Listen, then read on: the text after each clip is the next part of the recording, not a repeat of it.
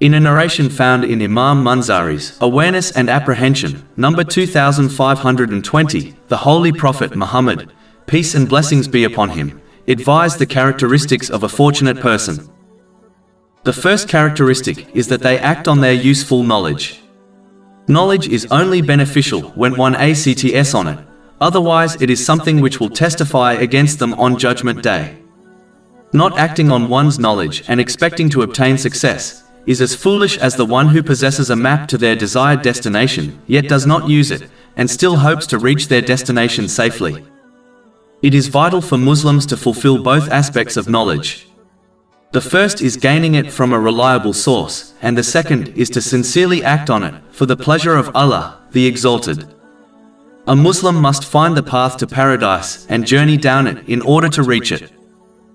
The next characteristic mentioned in the main narration is spending one's excess wealth in ways pleasing to Allah, the Exalted.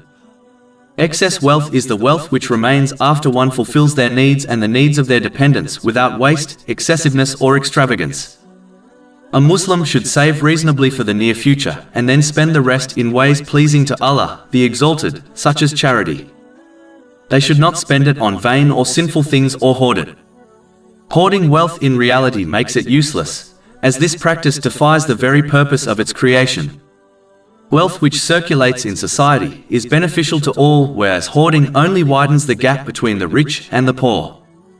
And it in reality does not benefit its owner, as they fail to enjoy it during their life, yet will be held accountable for it in the hereafter. A Muslim should either avoid obtaining excess wealth or at least use it in the correct way. In addition, this advice applies to all of one's blessings, meaning one must strive to use all the blessings they have been granted in ways pleasing to Allah, the Exalted, and avoid using them on vain or sinful things. Vain things only lead to wasting one's precious resources, and it will be a great regret for them on Judgment Day, especially when they observe the reward given to those who utilize their blessings correctly. Finally, vain and sinful things only lead to stress and trouble in both worlds, as this causes one to forget Allah, the Exalted, as truly remembering Him involves using the blessings one has been granted in ways pleasing to Him. Chapter 20 Taha, verse 124. And whoever turns away from my remembrance, indeed he will have a depressed, i.e. difficult life, and we will gather, i.e. raise him on the day of resurrection blind. The final characteristic mentioned in the main narration under discussion is withholding excess words. Evil words must always be avoided. Vain and useless words should also be avoided, as they often lead to evil words. In addition, one must understand that the majority of problems, difficulties and arguments a person encounters are caused by unnecessary words and conversations.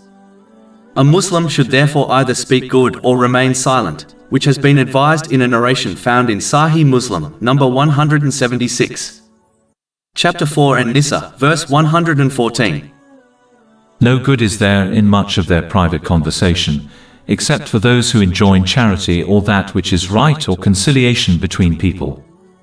And whoever does that seeking means to the approval of Allah, then we are going to give him a great reward.